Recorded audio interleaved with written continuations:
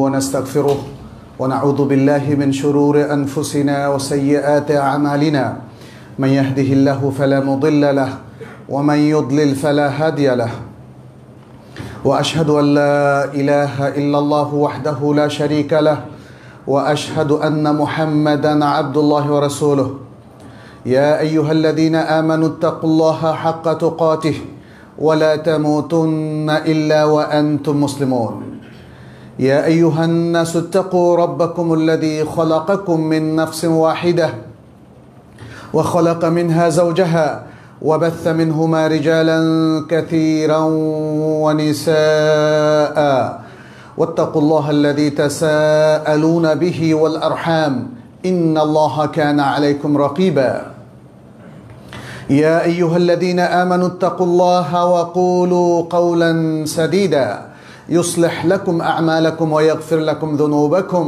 ومن يطع الله ورسوله فقد فاز فوزا عظيما أما بعد فإن خير الحديث كتاب الله وخير الهدي هدي محمد صلى الله عليه وسلم وشر الأمور محدثاتها وكل محدثة بدعة وكل بدعة ضلالة وكل ضلالة في النار ثم أما بعد أيها المسلمون أوصيكم ونفسي بتقوى الله عز وجل فاتقوا الله يا عباد الله اتقوا الله في علنكم وسركم اتقوا الله في جميع أموركم اتقوا الله في أنفسكم وأولادكم وأزواجكم وعشيرتكم نسأل الله سبحانه أن يجعلنا من عباده المتقين ويتقبل منا ومنكم صالح الأعمال اللهم تقبل منا إنك أنت السميع العليم وتب علينا إنك أنت التواب الرحيم ربنا عليك توكلنا وإليك أنبنا وإليك المصير أيها المسلمون الله سبحانه وتعالى রহমত বারাকাত এবং নেয়ামতে আমরা রমাদানের মতো বরকতপূর্ণ একটি সুন্দর মাস আমরা অতিক্রম করে আসলাম আলহামদুলিল্লাহ।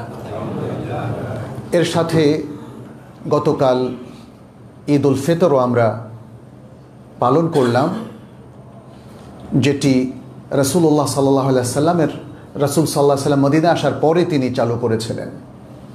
কারণ মদিনার মানুষেরা তারা দুটো ঈদে অভ্যস্ত ছিল। রাসূলুল্লাহ সাল্লাল্লাহু আলাইহি সাল্লাম সেই দুটো পৌত্তলিক ঈদ অনুষ্ঠানকে পরিবর্তন করে তিনি ইসলামী দুটো ঈদ অনুষ্ঠান চালু করলেন, সেটি হলো ঈদ উল ফিতর এবং ঈদ উল আযহা। সেটি স্পষ্ট করে তিনি মানুষকে জানিয়ে দিলেন, উম্মাহকে জানিয়ে দিলেন। অতএব মুসলিমদের ঈদ অনুষ্ঠান প্রধানত এই দুটো, আর সাপ্তাহিক ঈদ অনুষ্ঠান হলো ইয়াউমুল জুমআহ। এর বাইরে আসলে আর কোনো অনুষ্ঠান নেই। যে অনুষ্ঠানগুলো আসলে মুসলিম সমাজে এখন চালু হয়েছে, সেটি আমাদের দেশ হোক অথবা অন্য যে কোনো মুসলিম সোসাইটিতে আমরা যেটা লক্ষ্য করি, কারণ আমরা চান্দ্র বৎসর এবং সৌর বৎসর দু ধরনের বৎসর গণনায় অভ্যস্ত। যেমন মুহররম সফর একদিকে যেমন এই গণনাটা আছে, ঠিক তেমনি সৌর বৎসর মধ্যে জানুয়ারি ফেব্রুয়ারি অথবা বাংলা সাল বৈশাখ জ্যৈষ্ঠ এভাবেও গণনা করা হয়ে থাকে। এই সকল বৎসরের প্রথম যে দিবসটা, সেটা কিন্তু আমাদের সমাজে এখন অনেকেই পালন করেন এবং এটা নিয়েও অনেক কথা। কেউ কেউ মনে করেন এটা লোকাল সংস্কৃতি, কোনো সমস্যা নেই। কেউ কেউ মনে করেন যে ইসলামের সাথে এর কোনো বিরোধ নেই। কিন্তু আমরা দেখি যে আমাদের সকল উলামায়ে কেরাম অতীতের এবং বর্তমানের, তারা বৎসরের প্রথম দিনটি পালন করার জন্য যে সকল আয়োজন এবং ঈদ অনুষ্ঠান করা হয়, সেটির ব্যাপারে তারা সকলে একমত যেটা অ্যালাউড না। বৎসর তো আসবে আর যাবে, এবং সেটা যদি চান্দ্র বৎসরও হয়ে থাকে, রাসুল আসানা আল হিজরিয়া বলা হয়। এই ব্যাপারে আপনি বিশ্বের বড় বড় মুহাক্কিক উলামায়ে কেরাম এবং মুফতিদের ফতোয়া দেখবেন, আরব জাহানের এবং আরও অন্যান্য। তারা চান্দ্র বৎসরের প্রথম দিনও পরিপালন করাকে অনুষ্ঠান হিসাবে, ঈদ উৎসব হিসাবে তারা অ্যালাউ করেন না, তাহলে একই বিষয়ে 1 জানুয়ারি এবং 1 বৈশাখের ব্যাপারেও প্রযোজ্য। বিশেষ করে এই দিবসগুলোকে কেন্দ্র করে যা কিছু করা হয় সেটা নিয়ে কিন্তু একটা সমাজের নিরাপত্তাও ব্যাহত হয়। এই জন্য আমরা আইন শৃঙ্খলা বাহিনীকেও সজাগ থাকতে দেখি, তাই না? 31st নাইট, যেটা 31শে ডিসেম্বর এবং তার পরের দিন, তাই না? 31st নাইটটা তো আসলে 1 জানুয়ারিকে কেন্দ্র করেই করা হয়, রাত 12টার পর থেকে ইত্যাদি। তো এই ব্যাপারে আমরা আপনাদেরকে নাসিহা করছি, সতর্ক করছি যে যারা আপনারা সিনসিয়ারলি দিন পরিপালন করেন, কোরআন সুন্নাহ ভিত্তিক জীবন পরিচালনা করতে চান, তাহলে এই দিবসগুলোকে কেন্দ্র করে আমাদের সামনে এখানে 1 বৈশাখেরও মানে এই আনুষ্ঠানিকতা আছে। সেখানে আপনারা এমন কিছু করবেন না যেটা ইসলামের সাথে সাংঘর্ষিক। এবং এখানে আমরা আরও অনেক কিছু দেখি যেটা আসলে যেটা আমাদের সমাজে পরিপালিত হচ্ছে এর প্রায় পুরোটাই ইসলামের সাথে সাংঘর্ষিক। এখানে কেউ কেউ বলেন যদি আমি ইসলামিক পদ্ধতিতে এই দিবসগুলো পালন করি তাহলে সেটা কতটা অ্যালাউড। আমি কিন্তু সেজন্যই শুরুতে বললাম, আমাদের বিশ্ববিখ্যাত শায়েখরা, পুরাতন এবং নতুন, তারা কিন্তু বৎসরের প্রথম দিবসটিকে পরিপালনের কোনো ইসলামিক অনুমতির কথা কখনোই তারা বলেন না, বরং তারা বলেন যে এটা শরিয়ত সিদ্ধ নয়, শরিয়া সম্মত নয়। অতএব এই দিবসে আপনি যদি এমন কিছু করেন যেটা শরিয়া সম্মত না, তাহলে তো আপনি আরও খারাপ কিছু করলেন। আর এই দিবসে যদি আপনি আমাদের এই ঈদ উল ফিতরের মতো কোনো উৎসব পরিপালন করেন তাহলে সেটাও শরিয়া সম্মত নয়, কারণ ইসলামের উৎসব ঈদ উল ফিতর এবং ঈদ উল আযহা, এই বিষয়গুলো মানতে হবে আমাদেরকে এবং খেয়াল রাখতে হবে। আজকে শুরুতে আমি সে কথাই বলছি। এরপরে একটু কিছু বিষয় এখন আমাদের আলোচনায় আসা দরকার যে রমাদান মাস তো কাটালাম, এরপর কি, হোয়াট আফটার রমাদান? আমরা রমাদান থেকে কতটুকু নিতে পারলাম, আমাদের সেই হিসাবটাও কিন্তু করা দরকার, তাই না? আমাদের আমলের যে ব্যালেন্স শিটটা আছে সেটা একটু তৈরি করে একটু নিয়ে বসা দরকার। রমাদান থেকে আমার অর্জন কতটুকু, বেনিফিট কতটুকু, আর তাহলে এই বেনিফিট থেকে আমি আমার সামনের জীবনটাকে কিভাবে পরিচালিত করব, সামনে আরও কিছু আমাদের করণীয় আছে কি না, কিছু পয়েন্ট আপনাদের সামনে আমি তুলে ধরব। প্রথমত, রমাদানের সবচেয়ে বড় বেনিফিটটা ছিল আমাদের, যদি আমরা সচেতনভাবে সে বেনিফিটটা নিতে পারি, সেটি হচ্ছে নিজেদের সকল গোনা খাতা মাফ করিয়ে নেওয়া। রমাদানের মূল প্রোগ্রাম সেটা, কিন্তু রমাদানের সাথে তাকওয়াকে সেট করে দেওয়া হয়েছে এই জন্যে যেন আমরা মোত্তাকি হতে পারি। গুনাহগার তো মোত্তাকি কীভাবে হবে? গুনাহের সাথে তো তাকওয়া যায় না। আপনি তখনই মোত্তাকি হবেন যখন পাপকে বর্জন করতে পারবেন, পাপ মুক্ত একটা সুন্দর সচ্ছল পরিচ্ছন্ন জীবন আপনি যখন যাপন করতে পারবেন, তখনই আপনি মোত্তাকি হতে পারবেন। এক বোঝা পাপ নিয়ে এবং পাপ থেকে তওবা না করে পাপের মধ্যে ডুবে থেকে মোত্তাকি হওয়া কখনোই সম্ভব নয়, এটা মনে রাখতে হবে। যে 3টি হাদিসে রাসূল সাল্লাল্লাহু আলাইহি সাল্লাম আমরা রমাদানের এই সকল কার্যক্রমের মাধ্যমে যে মাগফিরাত নিয়ে নিতে পারবো, এটা যে তিনি উল্লেখ করেছেন, সেটা খুবই বিখ্যাত 3টা হাদিস বুখারী মুসলিমে। মান সামা রমাদানা ঈমানান ওয়া ইহতিসাবান গুফিরা লাহু মা তাকাদ্দামা মিন যামবিহি মান কামা রমাদানা ঈমানান ওয়া ইহতিসাবান গুফিরা লাহু মা তাকাদ্দামা মিন যামবিহি মান কামা লাইলাতাল কদরি ঈমানান ওয়া ইহতিসাবান গুফিরা লাহু মা তাকাদ্দামা মিন যামবিহি। 3টা বিষয় তিনি এখানে উল্লেখ করলেন 3টা আলাদা হাদিসে। যে ব্যক্তি রমাদানের সিয়াম পালন করবে ঈমানের সাথে সওয়াবের আশায়, যে ব্যক্তি রমাদান মাসের কিয়ামুল লাইল করবে ঈমানের সাথে সওয়াবের আশায়, এবং যে ব্যক্তি লাইলাতুল কদরের রাত্রে কিয়ামুল লাইল করবে এবং রাত্রটাকে ইহয়া করবে ঈমানের সাথে সওয়াবের আশায়, তার রেজাল্ট কী হবে? গুফিরা লাহু মা তাকাদ্দামা মিন যামবি, তাকে পূর্বের সকল পাপকে ক্ষমা করে দেওয়া হলো। এটা হলো সারা মাসের প্রোগ্রাম, কিন্তু এটা শেষ 10 দিনও না, সারা মাসের প্রোগ্রাম। কারণ বলা হচ্ছে মান সামা রমাদানা মান কামা রমাদানা, কিয়ামুল লাইল এবং সিয়ামের প্রোগ্রামটা সারা মাসে। আর লাইলাতুল কদরটা শেষ দশকের, যেহেতু লাইলাতুল কদরের উপস্থিতিটাই হচ্ছে শেষ দশকে। সবটা মিলিয়ে যদি এই প্রোগ্রামটা আমরা সঠিকভাবে বাস্তবায়ন করে থাকি, তাহলে আমাদের একটা সুন্দর অর্জন হচ্ছে মাগফিরাহ, আল্লাহর পক্ষ থেকে ক্ষমার ওয়াদা। আশা করি আমরা সেটা অর্জন করতে পেরেছি। এখন কি করব? তাহলে এখন হচ্ছে সেই ক্ষমাটা ধরে রাখা। আপনি ক্লাসে ফার্স্ট হয়েছেন, এটাই কি যথেষ্ট? সে পজিশনটা ধরে রাখা। যে কোনো জায়গায় যখন আপনি শ্রেষ্ঠত্বের আসনে আসীন হন, এরপর থেকে সে আসনটা ধরে রাখাটা আপনার অন্যতম কর্তব্য হয়ে দাঁড়ায়। তাহলে আমরা এই 1 মাস যা অর্জন করলাম সেটা কি নিজের হাতে নষ্ট করে দেব? আমরা কি তাহলে যে ক্ষমাটা পেলাম আবার কি পাপের মধ্যে সম্পৃক্ত হব?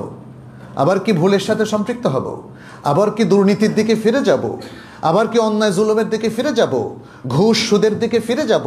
চুরি চামারি কিংবা অন্যের অধিকার লঙ্ঘনের দিকে কি ফিরে যাব? এই প্রশ্নটা নিজেকে করতে হবে প্রত্যেককে। রমাদানের অর্জন ম্লান হয়ে যাবে, বরং জিরো হয়ে যাবে যদি আমরা এই জিনিসটাকে ধরে রাখতে না পারি। ইসলামের সব প্রোগ্রামই হচ্ছে মানুষকে শ্রেষ্ঠত্বের আসনে বসানো, মানুষকে স্বচ্ছতার আসনে বসানো, মানুষকে পবিত্র জায়গায় তাকে স্থিত করা এবং তাকে সুন্দর আখলাকি করে গড়ে তোলা। এটা ইসলামের সকল প্রোগ্রাম। তার ইবাদতগুলো এই ক্ষেত্রে সবচেয়ে বড় ইম্প্যাক্ট তৈরি করে। কিন্তু অনেক মানুষ সেটা বুঝে না, বলে যে ইবাদত হচ্ছে ব্যক্তিগত ব্যাপার। আল্লাহু আকবার, এটা বৈশ্বিক ব্যাপার, এটা মানব জাতির ব্যাপার, এটা একটা জনপদের সকল মানুষের ব্যাপার, এটা একটা কমিউনিটির সবচেয়ে বৃহৎ অর্জন যদি সে ইবাদতগুলোকে সঠিকভাবে পরিপালন করতে পারে এবং তার ফলাফলটাকে ধরে রাখতে পারে এবং ধরে রাখতে চায়। সুতরাং এটা হচ্ছে আমাদের প্রথম রেকমেন্ডেশন যে আসুন আমরা রমাদানের এই অর্জনটাকে যেন ধরে রাখতে পারি সারাটা বছর ধরে, সারাটা জীবন ধরে। ফলে আর কোনো সালাত যেন আমাদের তরক না হয়, আর কোনো ফরজ এবং ওয়াজিব যেন আমরা উপেক্ষা না করি, আর কোনো মানুষের অধিকার যেন আমরা ক্ষুণ্ণ না করি, আর কোনো সম্পদ অবৈধভাবে যেন আমরা আত্মসাৎ না করি, আর কোনো ঘুষের সাথে যেন আমাদের আর কোনো সম্পৃক্তি তৈরি না হয়, আর কোনো সুদ যেন আমরা না দেই এবং না খাই। এই বিষয়গুলো আমাদেরকে কিন্তু মনে রাখতে হবে। মোটা দাগে আপনি রমাদান মাস পালন করলেন, আত্মতৃপ্তির ঢেকুর আপনি দিচ্ছেন, এতে কিন্তু কোনো কাজ হবে না। আমাদেরকে এই বিষয়গুলো আসলে সামনে রেখেই আমাদের রমাদান পরবর্তী কর্মসূচি আমাদেরকে গ্রহণ করতে হবে। এরপরে দ্বিতীয় যে বিষয়টা সেটি হচ্ছে রমাদানে আমরা যারা কিছু ত্রুটি করে ফেলেছি এখন কিভাবে তার রিকভারি করব। কাইফা ইয়াতুবুল মুকাসসিরু ফি রমাদান, এই বিষয়টা আমরা একটা হাদিসেও দেখি। যেমন আবু হুরায়রা রাদিয়াল্লাহু তাআলা আনহুর একটা সহিহ হাদিসের মধ্যে বলা হয়েছে আল্লাহ সুবহানাহু ওয়া তাআলা সেই ব্যক্তিকে ক্ষমা করেন শুধু ওই ব্যক্তি ছাড়া যে ক্ষমা পেতে অস্বীকার করে। সাহাবায়ে কেরাম জিজ্ঞেস করলেন, ইয়া রাসূলুল্লাহ, সাহাবায়ে কেরাম আবু বকর রাদিয়াল্লাহু তাআলাকে জিজ্ঞেস করলেন, যেহেতু তিনি নিজে কথাটা বলছেন, ওমাইয়া আবাইয়া আবা হুরায়রা, কে আল্লাহর কাছে ক্ষমা প্রাপ্তিতে অস্বীকার করে? তিনি বললেন, আল্লাযী ইয়াবা আন ইস্তাগফিরাল্লাহু লাহু, যে ব্যক্তি আল্লাহ তাকে ক্ষমা করুক এটা চাইতে যে অস্বীকার করে, তার মানে আল্লাহর কাছে ক্ষমা না চায়, অথবা এমন কিছু কাজ করে যে কাজ তার ক্ষমাকে বাধাগ্রস্ত করে। আমরা যারা রমাদানের দিনগুলোকে যথেষ্ট ভালোভাবে কাজে লাগাই নাই, আমরা কোরআনের পঠন পাঠন কিংবা কিয়ামুল লাইল অথবা ইভেন সিয়ামের কাজেও আমরা যারা তাকসির করেছি, ঘাটতি হয়েছে, আমাদের ত্রুটি হয়েছে অনেক, আসুন আমরা সেই ত্রুটি পূরণ করার জন্য আবারও কাজ শুরু করে দিই। যদিও কিছু ত্রুটির জন্য আমাদের সাদাকাতুল ফিতর যারা আমরা আদায় করতে পেরেছি সেটা কিছুটা ঘাটতি পূরণ করেছে, যেহেতু রাসূল সাল্লাল্লাহু আলাইহি সাল্লাম তিনি বলেছেন এই সাদাকাতুল ফিতর দেওয়ার উদ্দেশ্যটা ছিল তোহরাতান লিস-সাইমি মিনাল লাগবি ওয়ার রাফাথ ওয়া তু'মাতান লিল মাসাকিন, রোজাদার যে ভুল ত্রুটি করেছিল তার কথা এবং কাজে করবে তা থেকে তাকে পবিত্র করার জন্য, তার সিয়ামটাকে পবিত্র করার জন্য। আর দ্বিতীয় হচ্ছে মিসকিনদের খাবারের জন্য, মিসকিনদেরকে যাতে আমরা খাবার প্রোভাইড করতে পারি সেজন্যে। তো এখানে যেটা লক্ষণীয় আমাদের সিয়ামটাকে পবিত্র করার জন্য। সিয়াম পবিত্র হলে অবশ্য সায়েমও পবিত্র হবেন, কিন্তু তারপরেও কথা থাকে, তা আমরা তো আরও অনেক ত্রুটি করেছি, সেগুলো কি করে ক্ষমাপ্রাপ্ত হবে? সেগুলো ইস্তেগফারের মধ্য দিয়ে এবং সেগুলো বর্জনের, সেই খারাপ কাজগুলোকে বর্জনের মধ্য দিয়ে। অতএব যে ভুলগুলো আমরা করেছি, আসুন সেগুলো নিয়ে এখনও চিন্তার অবকাশ আছে। রমাদান মাসে অনেক কাজ করেছি, সে আত্মতৃপ্তির কারণে যদি একটা আত্মম্ভরিতা তৈরি হয়, অহংকার তৈরি হয় যে আলহামদুলিল্লাহ আমি তো অনেক কাজ করে ফেলেছি, আগামী 1 বছর পুরো চলবে। আসলে এটা ব্যাপারটা সেরকম নয়। ব্যাপারটা এমন নয় যে আপনি কয়েক লাখ টাকা জোগাড় করেছেন, বাকি এই টাকা দিয়ে আপনার বাকি মাসগুলো চলবে, বিষয়টা মোটেই এমন না। আপনার এই যে বড় অর্জন, যে কোনো একটা মন্দ কাজেই পুরো অর্জনটা আপনার ধূলিসাৎ হয়ে যেতে পারে।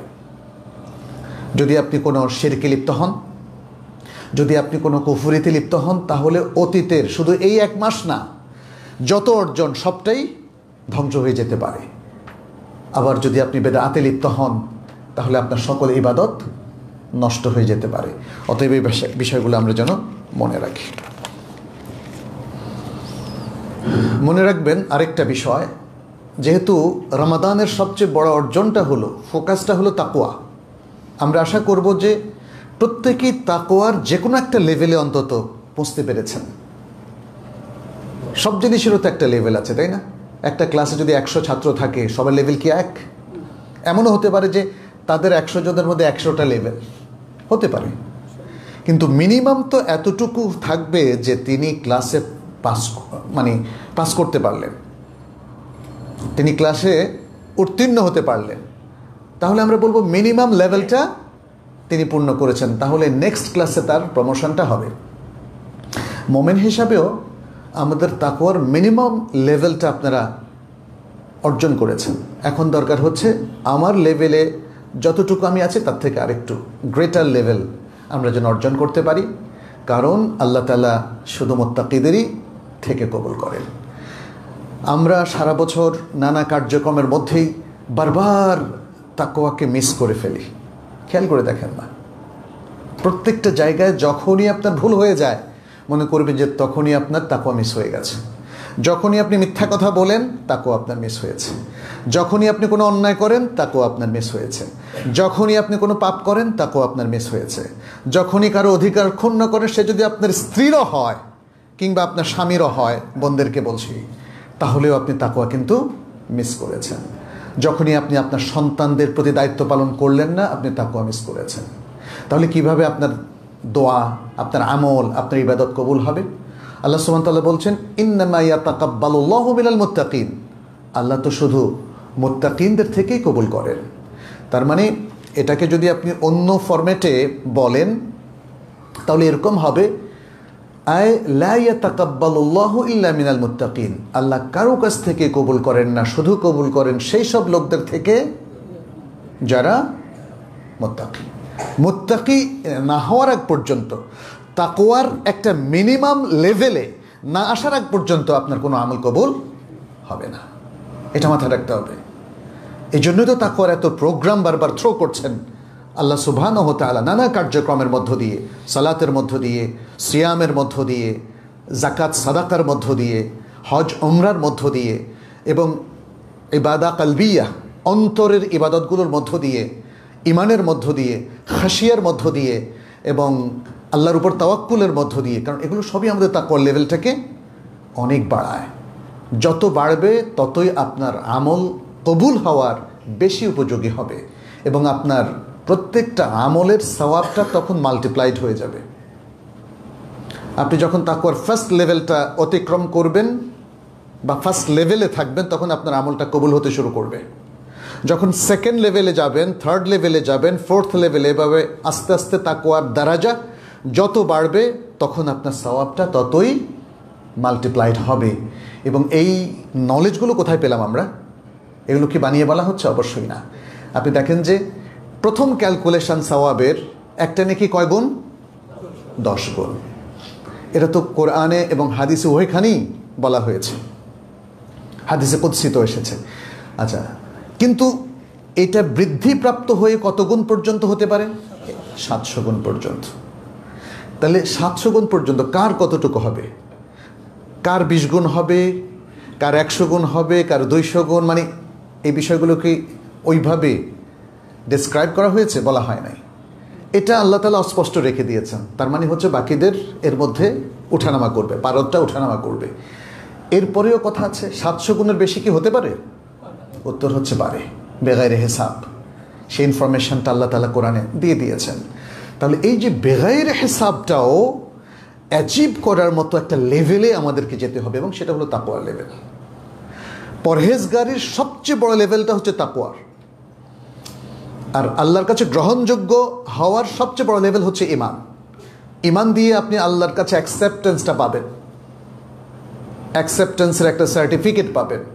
আর এরপরে মোমেন হিসাবে আপনার লেভেলটা বাড়তে থাকবে তাকওয়ার মাধ্যমে। সুতরাং সিয়াম আমাদেরকে যে তাকওয়াটা দিয়েছে, প্রিয় ভাইয়েরা, প্রিয় বোনেরা, সেটা নষ্ট করবেন না, ধরে রাখবেন। যেই লেভেলে আমরা পৌঁছেছি যেন এর থেকে নিচে আবার না নামি, বরং ওটা ধরে রাখি এবং তারপরে আরও উপরে ওঠার জন্য আমরা যেন চেষ্টা করি। তাকওয়ার কিছু আলামত আছে, সেগুলো দিয়ে নিজেকে একটু পরীক্ষা করুন।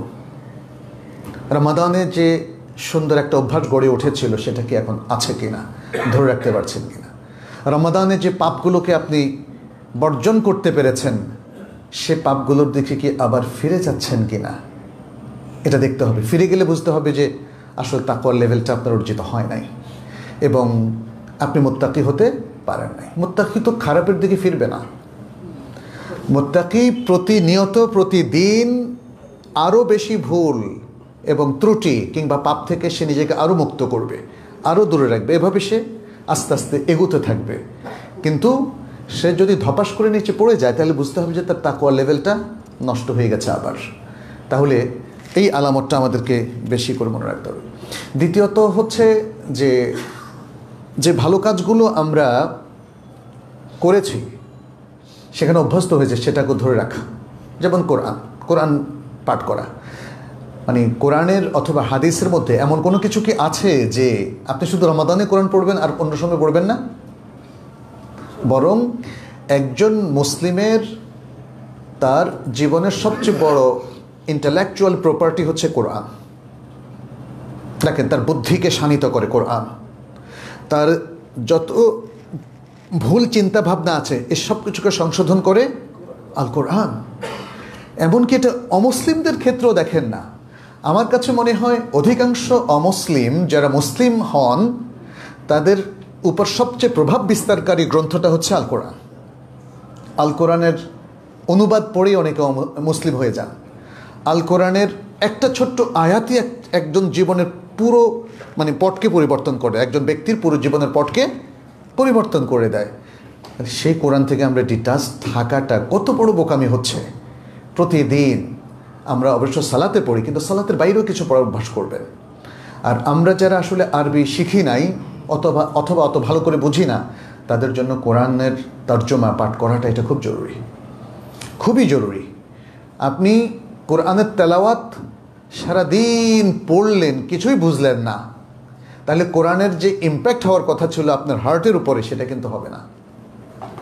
যে কথাটা আপনি বুঝেন না, সেটা আপনার কাছে শ্রুতিমধুর লাগতে পারে, সুন্দর তেলাওয়াত, আপনার চোখ দিয়ে পানিও বের হতে পারে, কিন্তু আপনি এর থেকে কি নিতে পারলেন বলেন তো?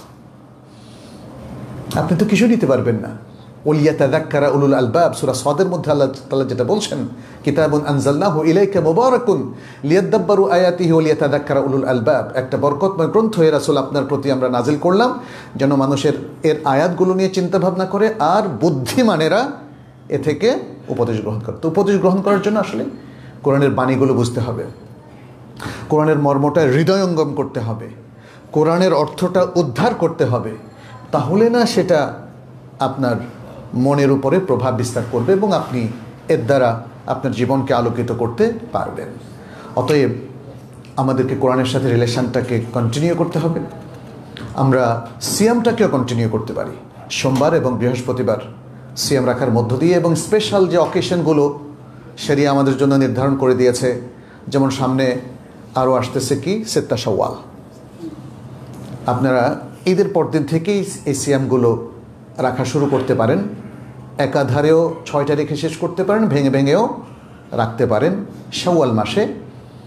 আর যাদের রমাদান মাসের কোনো কাদা সিয়াম আছে, উত্তম হচ্ছে তিনি সেই কাদা সিয়ামগুলো আগে পালন করবেন, তারপরে তিনি সেত্তা শাওয়াল রাখবেন।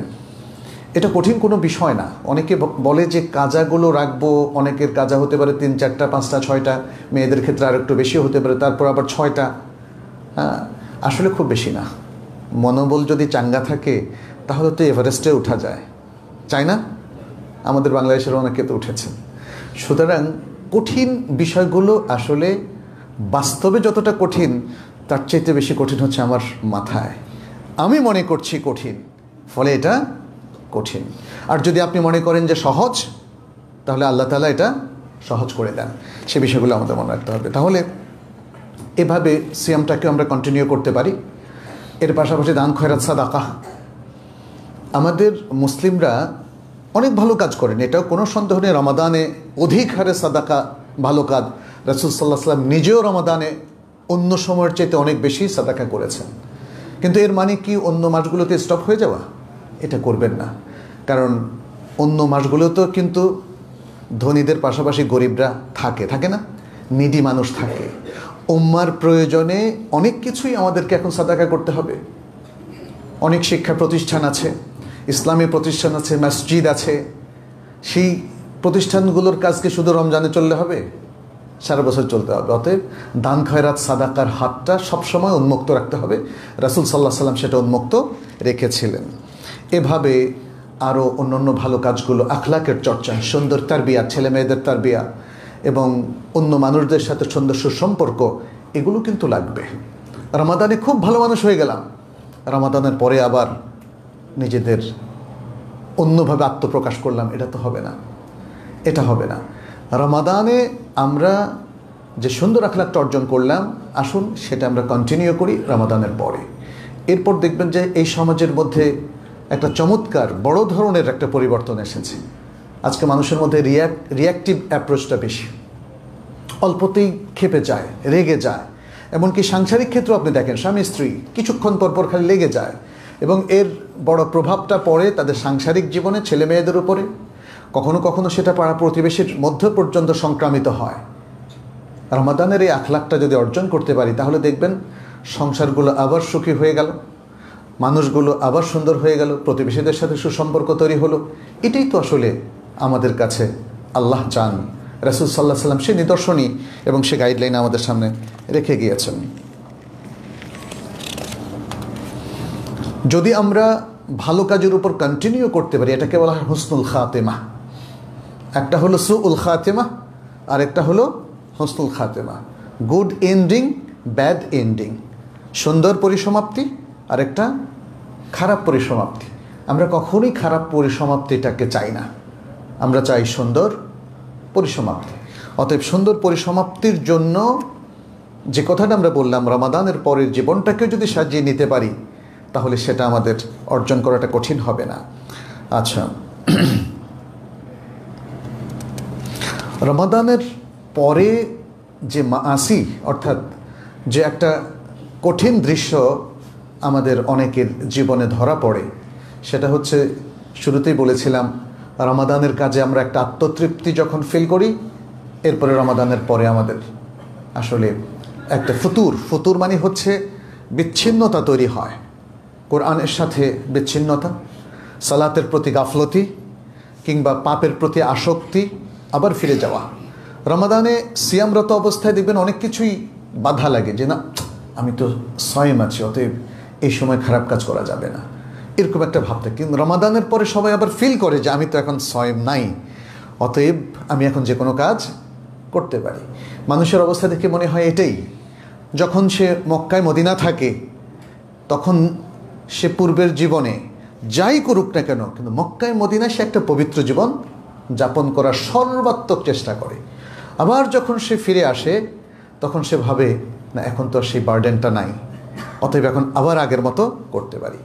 এটা হলো আসলে আরবিতে বলা হয় মাসাত, অর্থাৎ এটা একটা বেদনাদায়ক অধ্যায় আমাদের জীবনের। আমাদের ভুল মাইন্ডসেটিংয়ের কারণে এটা হচ্ছে। আমি ভাবছি সেই বার্ডেনটা এখন আর নাই, সিয়ামের বার্ডেনটা। অথবা রমাদানের যে একটা বাধা ছিল পাপ থেকে, সেটা এখন আর নাই। কিংবা মক্কা মদিনার ব্যাপারটা এমন নয়। মক্কা মদিনায় অবস্থান করা, হজ উমরায় থাকা, কিংবা সিয়ামের মধ্যে রমাদানের মধ্যে থাকা, এগুলো আমাদের জন্য বড় নেয়ামা, এবং এগুলো আমাদের জন্য তাদরিব এবং তারবিয়া।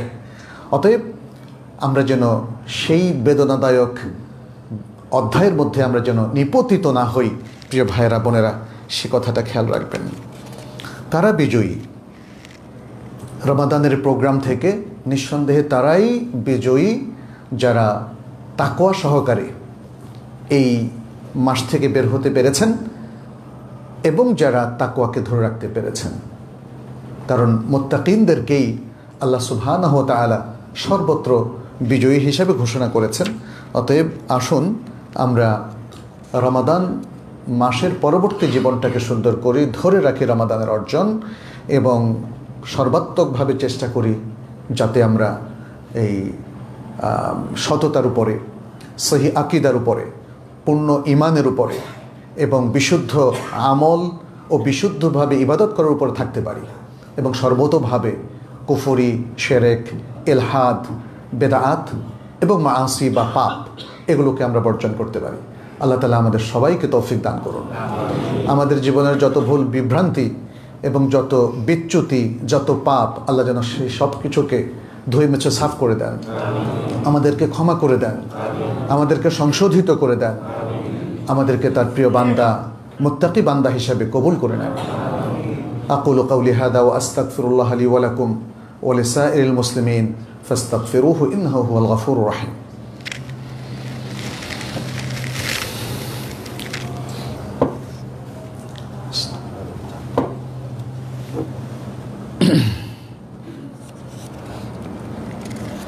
আলহামদুলিল্লাহ রাব্বিল আলামিন ওয়াল আকিবাতু লিল মুত্তাকিন ওয়া উসাল্লি ওয়া উসাল্লিমু আলা নাবিয়িনা মুহাম্মদ ওয়া আলা আলিহি ওয়া আসহাবিহি আত-তাইয়িবিন আত-তাহিরিন ওয়া মান তাবি'আহুম বিইহসানিন ইলা ইয়াউমিদ্দিন। আম্মা বা'দ, আইয়ুহাল মুসলিমুন, ইত্তাকুল্লাহ ওয়াত্তাবি'উ সুন্নাতা নাবিয়্যিকুম ওয়া কুনু ইবাদাল্লাহিস সালিহিন ওয়া কুনু ইবাদাল্লাহিল মুত্তাকিন। নাসআলুল্লাহ সুবহানাহু أن يجعلنا وإياكم من عباده المؤمنين المخلصين المتقين إنه ولي ذلك والقادر عليه। أيها المسلمون, ছোট্ট একটা কথা আমরা শেয়ার করব, সেটি হচ্ছে রমাদানের যে সিয়ামগুলো আমরা ভঙ্গ করেছি সেগুলোর জন্য শরঈ হুকুমটা কি, এটা কি আমরা অবহিত হয়েছে কি না। দেখা যাচ্ছে যে অনেকেই সেটা জানেন না। যারা সাময়িকভাবে অসুস্থ তারা অনেকেই ফিদিয়া দিয়ে বসে আছেন। সাময়িকভাবে যারা অসুস্থ, স্থায়ীভাবে যারা অসুস্থ নন, এমন লোকদের আসলে ফিদিয়া দেওয়া যাবে না। তাদেরকে সেটা কি করতে হবে? কাজা করতে হবে। সে কথাটি আল্লাহ সুবহানাহু ওয়া তাআলা সূরাতুল বাকারার 183 এবং 185 দুটো আয়াতেই তিনি বলেছেন, ফামান কানা মিনকুম মারিদান আও আলা সাফারিন ফাইদ্দাতুম মিন আইয়ামিন উখার। তোমাদের মধ্যে যারা অসুস্থ থাকবে অথবা সফরে থাকবে তারা সিয়াম ভঙ্গ করবে এবং অন্যদিন এই সিয়ামটাকে সুমার করবে, অর্থাৎ কাজা করবে। এই কথাটি তিনি দুইবার বলেছেন এই সূরার মধ্যে। সেটা একটা বিধান। তাহলে আমরা বুঝলাম যে যারা অস্থায়ীভাবে বা সাময়িকভাবে যারা অসুস্থ তারা সিয়াম ভঙ্গ করতে পারবেন, কিন্তু তাদের জন্য ফিদিয়া দেওয়াটা যাবে না। ফিদিয়া দেওয়ার ব্যাপারে যেটা 184 নম্বর আয়াতে আল্লাহ তাআলা বলছেন, ওয়া আলাল্লাযিনা ইউতিকুনাহু ফিদিয়াতুন তুআমু মিসকিন। যারা সিয়াম রাখতে সামর্থ্য রাখে না তারা একজন মিসকিনকে খাদ্য দিয়ে ফিদিয়া দেবে। ইবনে আব্বাস রাদিয়াল্লাহু তাআলা আনহু এবং আরও অনেক মুফাসসিরিন কেরামের মতে এটা হলো যাদের সিয়াম রাখার সামর্থ্য নেই তাদের ক্ষেত্রে। আচ্ছা, তাহলে সামর্থ্য নেই বলতে বোঝায় স্থায়ীভাবে সামর্থ্য নেই। কেউ হতে পারে তিনি হয়তো শারীরিকভাবে এমন কোনো রোগাক্রান্ত, হয়তো অনেক বড় ডায়াবেটিস অথবা অনেক বড় শারীরিক কোনো প্রবলেম আছে, ডাক্তার বলেছে উনি কখনো সিয়াম রাখতে পারবে না। অথবা অতিশীত পর বৃদ্ধ, অর্থাৎ অতিশয় বৃদ্ধ অথবা বৃদ্ধা, তাহলে সেক্ষেত্রে তার পক্ষে সিয়াম রাখাটা সম্ভব হচ্ছে না অনেক বয়স্ক হওয়ার কারণে। অনেক বয়স্ক, কত বয়স্ক এটা আসলে নির্ধারিত নাই। কেউ 60 বছর বয়সে অনেক দুর্বল হয়ে পড়ে, কেউ 80 বছর বয়সে অনেক সবল থাকে। কিন্তু আমরা দেখব যে তিনি যদি শারীরিকভাবে খুব দুর্বল হয়ে যান এবং কন্টিনিউয়াসলি সিয়াম রাখতে তিনি অসমর্থ হন, তখন তার ক্ষেত্রে ফিদিয়ার বিধানটা প্রযোজ্য হবে। তাহলে এক্ষেত্রে নিয়ম হচ্ছে রমাদানের আগেই তিনি 30টা সিয়ামের ফিদিয়াটা দিয়ে দেবেন। যদিও রমাদান 29 হতে পারে, 30 হতে পারে, নিদের পক্ষে তিনি রমাদানের শুরুতে তার ফিদিয়াটা দিয়ে দেবেন। আচ্ছা, কেউ যদি এখন সে বুঝতে পারেনি যে তাকে এভাবে একটু আগে ভাগে দেওয়ার কথা ওলামা ইকরাম বলেছেন, তাহলে সে এখনও যদি না দিয়ে থাকে দ্রুততম সময় সে ফিদিয়াটা আদায় করে দেবে। আর অনেকেই ফিদিয়া এবং কাফফারার মধ্যে পার্থক্য করতে পারেন না। তারা মনে করেন যে কাফফারা দিতে হবে, আসলে ব্যাপারটা তা নয়। যারা সামর্থ্য রাখেন না সিয়াম রাখতে স্থায়ীভাবে, তারা কাফফারা দিবেন না, তারা কি দিবেন? ফিদিয়া দেবেন। এই বিষয়গুলো একটু আমাদেরকে ক্লিয়ারলি জানতে হবে। মেয়েদের মধ্যে যারা মাসিকে ছিলেন অথবা পোস্ট ডেলিভারি যে ব্লাড, যেটাকে আমরা নেফাস বলি, সেখানে ছিলেন, তাহলে তারা ওই সময়টাতে সিয়াম রাখবেন না। পরবর্তীতে সে সিয়ামটা তিনি কাদা করবেন। মেয়েদের মধ্যে যারা গর্ভবতী কিংবা তার ইনফ্যান্ট শিশুকে তিনি যদি বুকের দুধ খাওয়ান, তাহলে তার জন্য সিয়াম ভঙ্গ করা জায়েজ আছে। তিনি কি ফিদিয়া দেবেন নাকি তিনি কাদা করবেন? এখানে বিশুদ্ধ মত হচ্ছে তিনিও কাদা করবেন। অতএব এই বিষয়গুলো মনে রাখবেন। আর আরেকটা জিনিসও মনে রাখবেন, সেটি হচ্ছে কাদা সিয়ামগুলো যত দ্রুত সম্ভব আমরা রেখে ফেলব। যাদের 4, 5টা, 6টা, 7টা কাদা আছে, তারা শাওয়াল মাসেই সেগুলো রেখে ফেলার চেষ্টা করেন, যাতে 7টা শাওয়ালের 6টা সিয়াম তিনি রাখতে পারেন। কারণ রাসূলুল্লাহ সাল্লাল্লাহু আলাইহি ওয়াসাল্লাম বলেছেন, যে ব্যক্তি রমাদানের পুরো মাস জুড়ে সিয়াম পালন করে তারপরে শাওয়াল মাসে 6টা সিয়াম রাখে, সেজন্য পুরো বছরের সিয়াম রাখলো। এই হাদিসটার উপর ভিত্তি করেই শেখ সালেহ বিন উসাইমিন বলেছেন, তাহলে রমাদানের পুরো সিয়ামটার পুরো কোর্সটা তাকে কমপ্লিট করতে হবে। যিনি সবটাই রাখতে পারলেন আলহামদুলিল্লাহ, যিনি কিছু ভঙ্গ করতে বাধ্য হলেন সেটা এই উযরের কারণে, তাহলে তিনি সেগুলো আগে রাখবেন, তারপরে 7টা শাওয়ালটা রাখবেন। এক্ষেত্রে ওলামায়ে কেরাম কেউ কেউ বলেছেন যে রমাদান মাসে তিনি যেগুলো রাখার তো সেগুলো রেখেছেন, তাহলে কাজাগুলো না রেখেও তিনি 7টা শাওয়াল রাখতে পারেন। কারো কারো মত সেটা আছে। এখন কোনো ব্যক্তি, আমাদের কোনো ভাই কিংবা বোন যদি এমনটা হয় যে তিনি কাজা 8-10টা তার আছে, তিনি ভাবলেন যে আমি তো কাজাগুলোই রেখে শেষ করতে পারবো না, তাহলে 7টা শাওয়ালটা আমি বাদ দেই, এর কোনো মানে নেই। যতটুকু সাধ্য আছে আপনারা সেটা পালন করেন। আপনি আপনার জন্য 7টা শাওয়াল এবং তার আগে কাজার রোজা সবগুলো মিলে অনেক বেশি হয়ে যাওয়ার কারণে কষ্ট হয়ে যাবে, তাহলে যেটা আমরা দেখি ওই কথাটা স্মরণ করবেন। আয়েশা রাদিয়াল্লাহু তাআলা আনহা তিনি শাবান মাসে এসে কাজা রোজাগুলো কমপ্লিট করতেন। তাহলে 7টা শাওয়ালের ব্যাপারে তিনি কি করতেন, ওই ব্যাপারে কোনো স্পষ্ট হাদিস আমাদের কাছে নেই। তাহলে কেউ যদি এই 7টা শাওয়াল তার কাজা রোজার আগেও রাখতে চান, শরিয়াতে কিন্তু তার কোনো বাধা নাই। এখানে ওলামায়ে কেরামের শুধু দুটো মত আমরা পাই। কেউ বলেছেন যে আগে কাজাগুলো রাখতে হবে, আর কেউ বলেছেন কাজা না রেখেও সে 7টা শাওয়াল রাখতে পারবে। এই ইজতিহাদি মতটা আছে। তাহলে আমরা কনক্লুড করবো এইভাবে যে আপনি আগে কাজা সিয়ামগুলো পালন করেন, তারপরে 7টা শাওয়াল করেন। কিন্তু যদি আপনি কাজাগুলো আগে কমপ্লিট করতে না পারেন, তাহলে 7টা শাওয়াল করেন, তাতেও কোনো সমস্যা নেই। সওয়াব দেওয়ার মালিক কে? আল্লাহ। আমরা আমাদের সাধ্য অনুযায়ী চেষ্টা করব আমাদের প্রিয় নবী সাল্লাল্লাহু আলাইহি সাল্লামের সকল সুন্নাহকে সঠিকভাবে পরিপালন করার। আল্লাহ যেন আমাদের সবাইকে তৌফিক দান করেন। আল্লাহ যেন আমাদের প্রত্যেককেই পূর্ণ হেদায়েতের উপর রাখেন। কোরআন সুন্নাহর সকল মেসেজটা যেন আমরা একজন দায়িত্বশীল মুসলিম হিসাবে আমরা যেন বুঝতে পারি, আল্লাহ সে তৌফিক আমাদেরকে দান করুন। প্রত্যেকের মধ্যে সে অনুপ্রেরণাটাও দান করুন, যাতে আমরা কোরআন সুন্নাহকে ফলো করতে সত্যিকার অর্থে উদ্যোগী হই, চেষ্টা করি এবং আল্লাহ যেন আমাদেরকে সেখানে সাফল্য দান করেন। আমাদের সন্তান সন্ততিকে যেন আমরা সঠিক তারবিয়া দিতে পারি, আমরা যেন আমাদের পারিবারিক জীবনে সুখী হতে পারি, আমরা যেন আমাদের স্বার্থের চাইতে অন্য সবার স্বার্থকে প্রাধান্য দিতে পারি, এবং আমরা যেন দিন ইসলামকে পরিপূর্ণভাবে ফলো করতে পারি। আল্লাহ যেন আমাদের অভাব অনটন দূর করে দেন, আমাদের অন্তর এবং দেহের অসুস্থতা দূর করে দেন। আমাদের মধ্যে যারা মারা গিয়েছেন আল্লাহ যেন তাদেরকে জান্নাতুল ফেরদাউস নসিব করেন। কবরের আযাব এবং আখিরাতের জাহান্নামের আযাব থেকে আল্লাহ যেন তাদেরকে নাজাত দান করেন। আল্লাহ যেন আমাদের এই জনপদে বারাকা নাজিল করেন, আমাদের উপর রহমা নাজিল করেন, আমাদের দেশে মুসলিম উম্মার উপর আল্লাহ যেন বারাকা নাজিল করেন। আজকে যখন আমরা এই যে সুন্দর ঈদ পালন করলাম, আমরা জানি যে আমাদের অনেক ভাই বোনেরা পৃথিবীর বিভিন্ন জায়গায় খুবই নাজুক পরিস্থিতি আছেন। আল্লাহ যেন তাদের সহায় হন।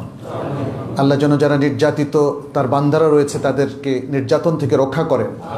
আমাদের ফিলিস্তিনের ভাই বোনদেরকে আল্লাহ যেন রক্ষা করেন, মুসলিম উম্মাকে আল্লাহ যেন রক্ষা করেন।